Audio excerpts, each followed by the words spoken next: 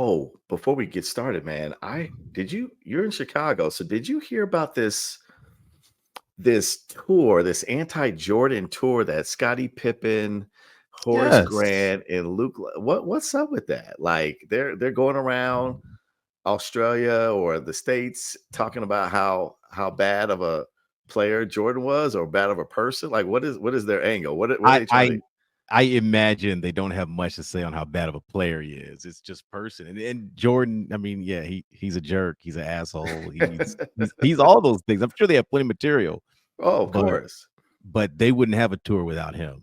With I mean, come on. Yeah, man. I think it's definitely personal. I think especially for Pippen because that's just ugly with Jordan's son being the his ex-wife's is it husband? Are they married? I don't know. I just heard they broke up. Whatever they were, Okay. it's over. Okay. That's got to be a blow to the ego. I don't care. Exactly. I Exactly. mean, No that's man is got to cut. prepared for that. No man. That's got to cut deep, Yeah, man. yeah, yeah, Like, yeah, yeah. hey, you took his kid. Oh my But he God. decided to attack the father. Okay. Woo. All Yeah. right. I mean, whatever makes you feel good, man. Whatever But makes you feel, and that's really what it's about. He's just trying to feel better.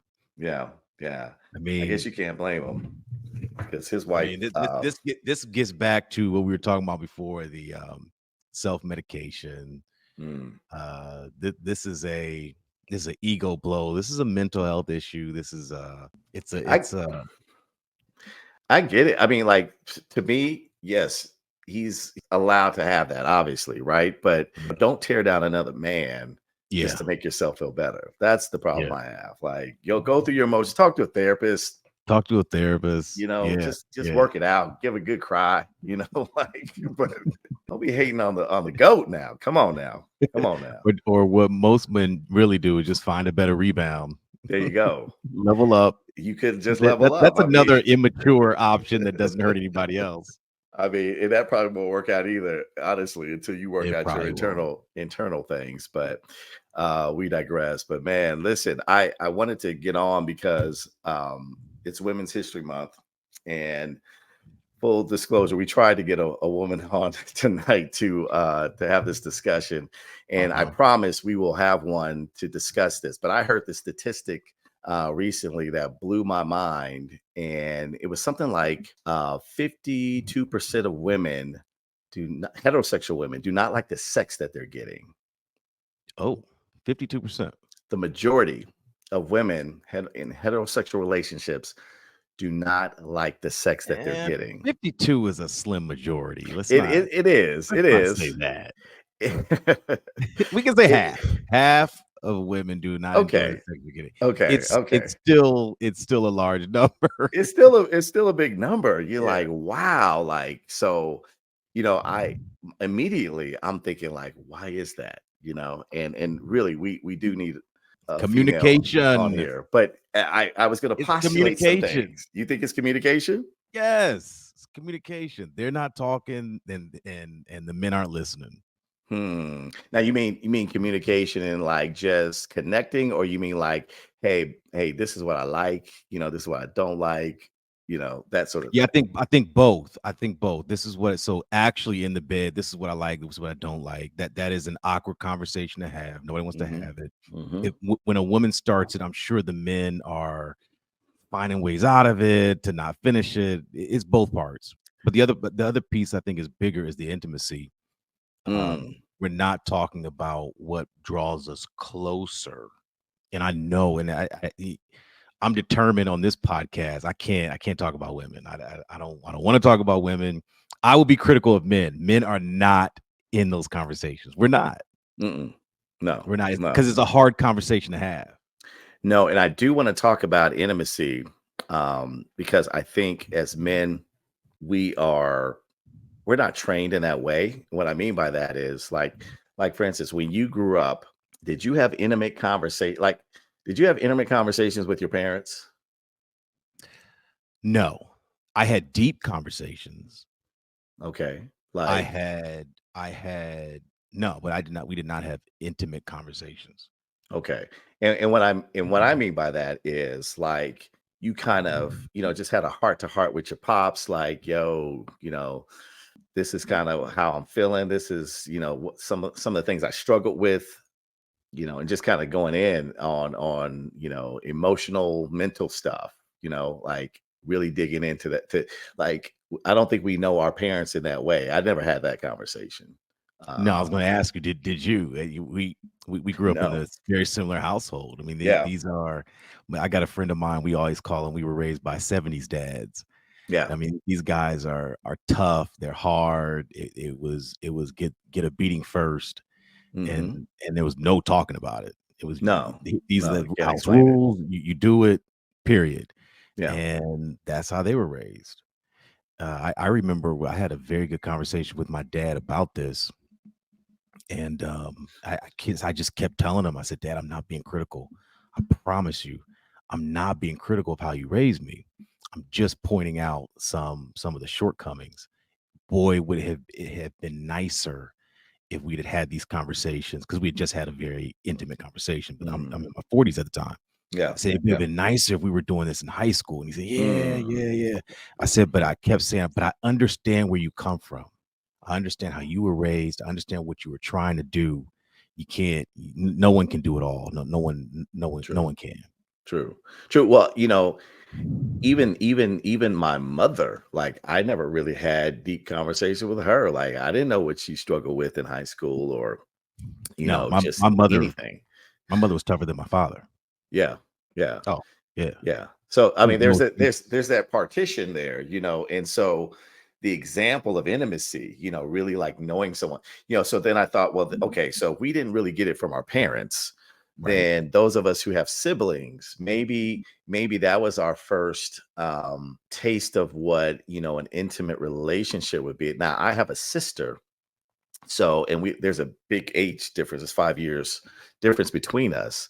But I'm curious because you have a brother and a Mhm. sister, but you have a younger brother, and I'm wondering if your dynamic was much more of an intimate, or did you guys share like your deepest secrets and um, just all the skeletons? I mean, like, is that the kind of relationship you had, or was it more kind of like, just kind of surface level? It's interesting. It used to be when we were boys, we were very close. We shared everything. We shared a room. Hmm. And so, in the mornings and the evenings, we were going through our days and everything, cracking jokes. But man, the closer you got to manhood, you started to shed that. And Mm. that's that ugly underbelly of masculinity that society is pressuring you. Don't share. Don't, you just handle that. Mhm. And it, I can't. We didn't stop sharing because anything I did or anything he did. It just kind of sloughed off. You just Mm. and I would say the same thing with my male friends, right? I Mhm. didn't start having intimate conversation with my male friends until my 30s, Hmm. Mhm. probably maybe even late 30s, because it's like life is shitty. Life necessitated life necessitated some serious conversations, some serious Yeah. reflection, and Yeah. I started reaching out to my male friends just That's to go good. through some things. That's good. Yeah, No, I think there's a role for friends and some of them I feel like are close like brothers, to share that intimate space with. You share your innermost thoughts, secrets, that sort of thing. But I agree with you. That kind of happened for me later on in life. yeah, And so, when you back up and you're like, okay, as a child, never really got it. As a teenager, maybe, you I don't even think you got it there. You got physical with a no, girl, you thought that was intimacy, so whatever. But it's so I guess my point is when you get married, um, you don't have any muscle memory or any Right. idea of how to be intimate, Right. Right. right? Right. Because you Yeah, mentioned something like and that, whatever intimacy your father was practicing, he did it behind closed doors. right? You You didn't. never saw it.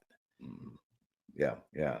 So yeah, you said something on the one of the last podcasts about a an acquired skill, I Mhm. guess, if you were. I assume that's what you meant by, being married, getting into that type of relationship dynamic. There is a skill that you need to, a skill set you need to have, Right. Right. that does not come naturally Right. to you, right? That is difficult for men. Yeah. And so, you know, so I thought back to that question about why most women don't like, and I thought it was maybe the intimacy thing, that connection. And so men, we feel that intimacy through sex, Mhm. and it kind of stops there a lot of times. Yeah. We feel real close at that time, and Mhm. then some time passes and you don't feel that close. And women are completely different. I really wish we had a woman on here, because the other things that I was, it was a podcast, I think I was listening to. The same podcast said something about, when it comes to sex, the highest satisfaction that they have is with self-stimulation or masturbation. Hmm. And I remember you said, well, I hope it's what we can bring is better than what they can do for themselves. Right. Right. Right. Did I say that? Yeah. Excuse me. Right, right. And so you're really going to trip off this. The lowest satisfaction that heterosexual women had was penetrate penetrative sex. So penis and vagina sex was the lowest pleasure, the least pleasurable Mm. sexual experience. So it was like number one, masturbation. Number two, um, partner digital stimulation. Three, oral stimulation. Uh, Okay. and then the fourth was penetration. So it's like, wow, like that was mind blowing to me, man. I mean, like, you hearing that for the first time, what are your thoughts? I wish we had a woman on the show to go into it. Like, well, what are we gonna say about it? I mean, just is that surprising? It kind of was surprising to me. But then when you think about it, you know, the the clitoris, which is the main, sensory organ for women, um, sometimes does not get stimulated during penetration, Okay. penetrative sex. So, That um, that is true. Very right? true. I mean, and a Mhm. woman has to know her body and all that stuff, and you have to know, there's certain positions that could, but that's not always the case. And the other thing was like, man, it was it was a question of, well, how do some women even have orgasms with penetration? Like it's the number is pretty low, apparently. Mhm. Now that surprised me. Um, that and so for guys, so here, going back to the question, some of it I think is intimacy, but I wonder if the other part is just not knowing, um, how to approach your woman Yes. And that's physically. where my mind was going, is it doesn't surprise me, but I bet you there's a lot of guys out there that it does surprise. That the reason why the number is shocking is that it's an unknown, which Mm, which goes back to we're just not having those conversations. There's a ton of questions I would have with my partner if she said those numbers. about getting getting let's get our numbers up. But we're clearly men and women are not having those conversations. We're No, just not. no. And so part of sexual satisfaction actually is talking and having those Mhm, conversations. That's a part mhm. of um, the equation. If you're never talking about it, and you go years, and people change, and people's likes change, and Yeah, you're always behind the eight ball, and you keep coming through the hole the same way every yeah, time, you know it's probably not going to be very satisfactory. And I guess the same is vice versa. But um, I just thought that was interesting. And because this is a podcast for men, primarily, wanted to throw that out there, just so that men can digest that statistic that, yeah, maybe they can do it better themselves in certain situations. like that's your competition. So Yeah, so right. figure it out. And Right. I think we have to always talk about the importance of this because for men, we do need that intimacy. No matter what you say, no matter how strong you think you are, you're with that woman for a reason, and part of it is that intimacy. Mhm. And when that dries up, it affects you. Oh, It it for it, sure. it affects your behavior. It affects your emotions. It affect when it dries up, and it feels like rejection. It Mm, feels like mhm, rejection, mhm. and and there is a solution. It is not all on her, so stop blaming her. It's Mm, on it's on both of you, and it's fixed by communication. I can't stress it enough. The two of you all are not connecting. You're not mhm. connecting. Yeah. And I would say it starts with the man, because we are, we hide a lot of things. We don't want to be vulnerable. We don't want to show that side. We don't want to say, hey, I want intimacy, but I think that is what we all crave, Yeah, but we yeah, don't know how to approach it. And we've got sort of one solution for all of intimacy. And that is not it. yeah, Intimacy, is really, knowing everything about that person, and accepting that and loving that. And when you have that, obviously it makes everything better. yeah, But yeah, when you lack that, and so what is our role as men to create that intimacy, you know? And a lot of us, I think, deal with issues of trust. Um, you know, and what I mean by that is, can our women trust us? And I'm not talking about, going out in the streets. I'm talking about, being a man of your word, saying something and sticking with it. mhm, I'm talking mhm, about when feminine energy is thrown at you, good or bad, that you are solid, and they can trust that you're going to be the same person, no matter what. That sort of thing brings about intimacy, but also sharing. Hey, I'm feeling, disconnected. I'm feeling lonely. I'm feeling like, we need to reconnect, or something to that effect.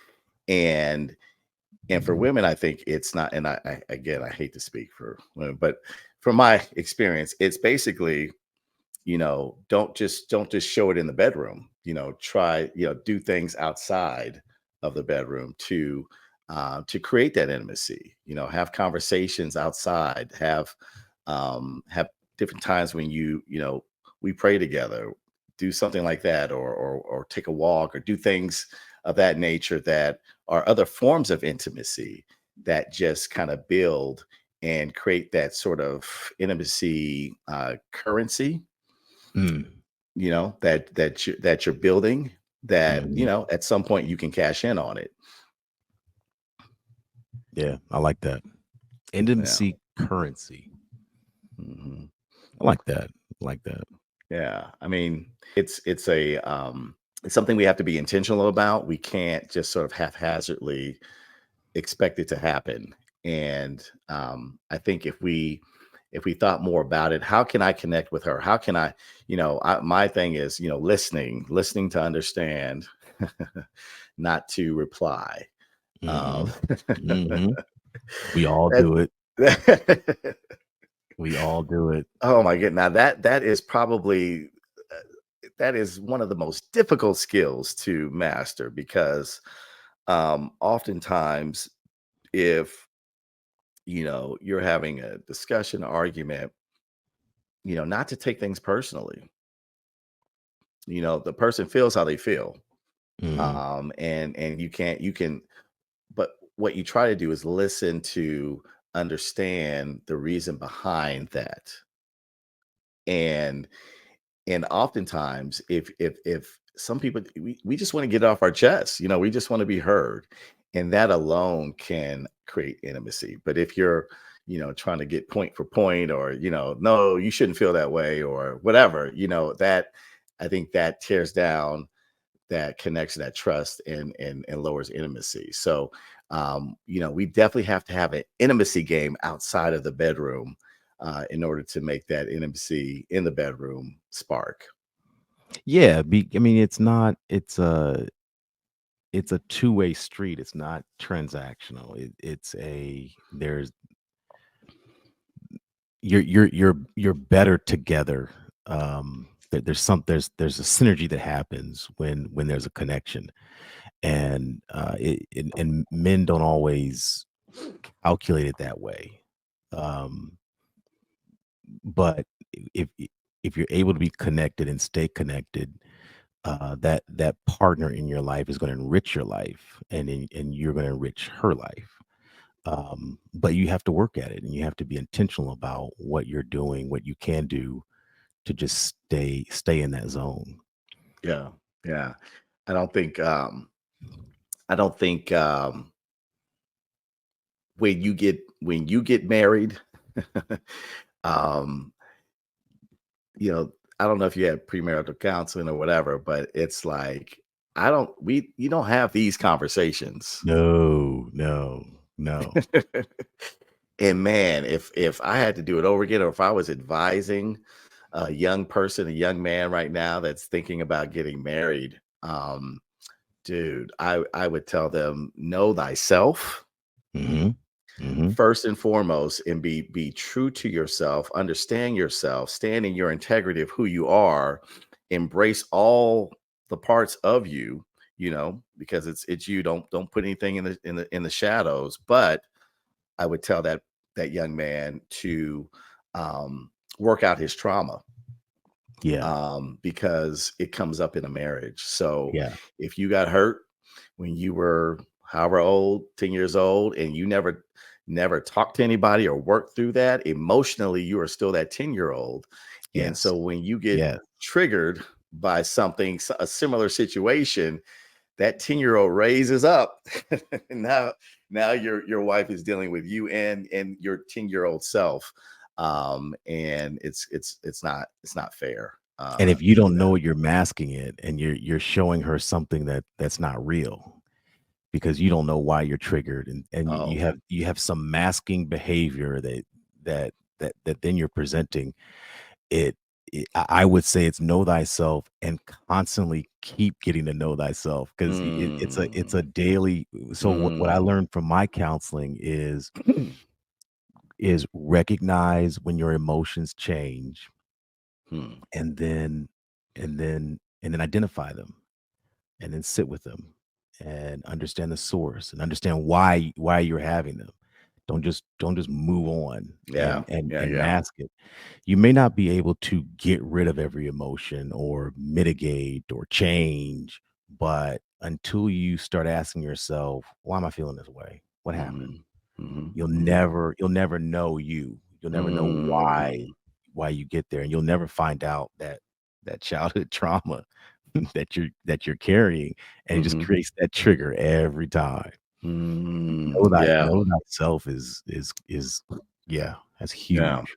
huge. And I think a good practice I was in this group of men, and there was this guy that was kind of going through a practice of helping guys identify their trauma, and so he kind of um, he had a sheet or just sheets of paper with different age ranges, 0 to 5, 5 to 10, 10 to 15, so on and so forth. And he said, okay, through these periods of time, identify anything. Just think about when you were around that age range, anything that was traumatic to you, anything that happened to you that was traumatic. It maybe it was a divorce or abuse or whatever, and write it down. And Mhm. that exercise was really because it causes you to really think, like, okay, what happened when I was, whatever. And you can go down the list and really see how many of these things have I actually worked out or talked to someone about. Mhm. Mhm. And I would say start there. Start there with your list. And I would take it to a therapist to actually understand yourself, know yourself, and heal from that. Because the Mhm. best thing that you can do for your spouse is be a healed, whole person. Yes. Yeah. Yeah. Come healed. And the ability to heal as Yeah. you need and not put that on her to heal you. Mm-hmm. Oh my goodness, dude. That is I did a podcast with this guy.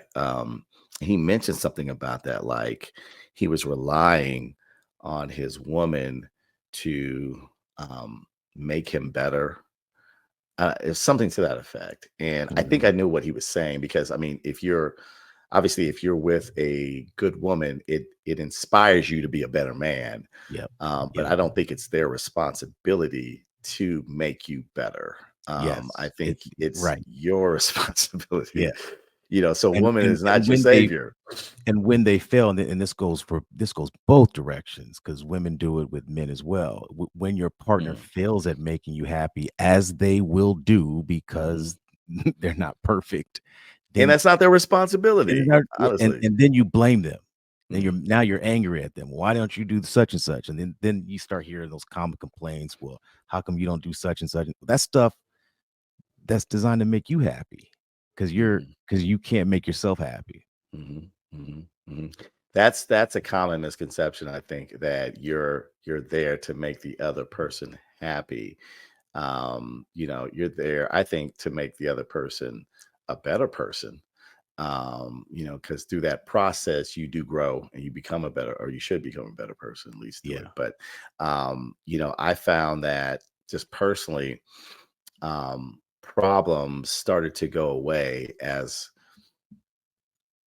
my internal self was straightened out and healed. You know what I'm saying? Mhm. Like there was less conflict because I was less conflicted. So man, I think that listen, that to me is rule number one when it comes to intimacy. And I just encourage all the guys to work on themselves in that way. I like what you Yeah. said about just like, okay, I'm feeling that. Why am I feeling that? It's almost Yeah. like you got to do a third person on yourself, like Yeah, yes. Yeah, separate yourself. separate and look at yourself. Yeah, Yeah, yeah, because it's a thought. So and it's just a thought. It's not necessarily reality, but it's a thought or emotion, right? It's just an emotion. And and to be able to be analytical enough to and just sit with it. And, okay, I felt this kind of way. Why? And you may be even able to trace that back to some original trauma, because 9 times out of 10, whatever, if it's something visceral that you're feeling from an argument, whatever, that's probably not the source of it. yeah. But man, this helps way beyond just intimate relationships. This helps at work as well. I mean, you're Mm. triggered all day. The more you can pause and Hmm. say before I react to this lady or this guy, why am I feeling this way? What is this feeling? Hmm. And then just take your hands off the keyboard, take before you finish that email, and ask yourself, why is this happening to me? Yeah, yeah. That's tough though, man. When you're in the moment like that, that is tough to. you all riled up or whatever. But yeah, that is a good thing to do is pause. Yeah. Yeah, Yeah. think better of it. But yeah, man. So listen, this is good, man. I think we need to have more of these conversations We do. as We men do. to get into it. And next time, we definitely I contacted an OBGYN. Actually, I want to have her on the show next time. So we're going to connect and Yeah, have and this I'll talk conversation to that. too. I'll talk to that nurse practitioner I thought about as well. Yeah, that'd be good. Yeah. All right, man. So and for our audience members, Columbus had meetings tonight, so he was not able to make it. So miss you, man. We'll catch you on the rebound.